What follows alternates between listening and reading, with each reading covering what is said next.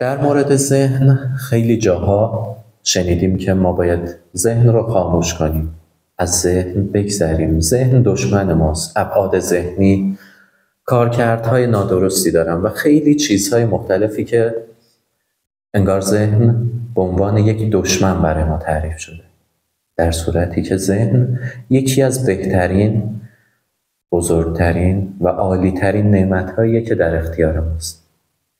فقط ما باید یاد بگیریم که چجوری با این ذهن صلح داشته باشیم، کارکردش رو چجوری یاد بگیریم، چجوری ما بتونیم از ذهن استفاده کنیم، نه اینکه ما در اختیار ذهنمون باشیم.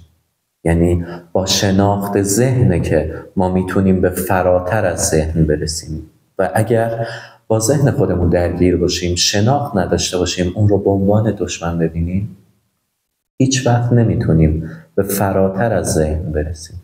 به خاطر همین ما شروع میکنیم به شناخت ذهن خودمون، نحوه کارکرد ذهن خودمون، ضمیر خودآگاهمون چیه، ضمیر نیمه خودآگاهمون چیه و ضمیر ناخودآگاهمون چیه.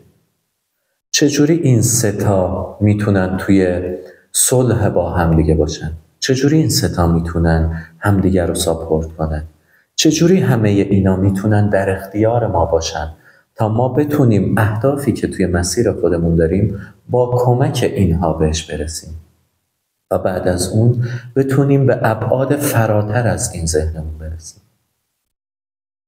پس ما وقتی که در مورد ذهن حرف میزنیم، ذهن دوست ماست، فقط کارکردش رو بلد نیستیم، فقط نمیدونیم چجوری باید باش ارتباط برقرار کنیم. وقتی اینا رو یاد بگیریم، ذهن یکی از بزرگترین ابزار و نعمت‌هاییه که در اختیار ماست و میتونه خیلی به ما توی مسیری که داریم کمک کنه.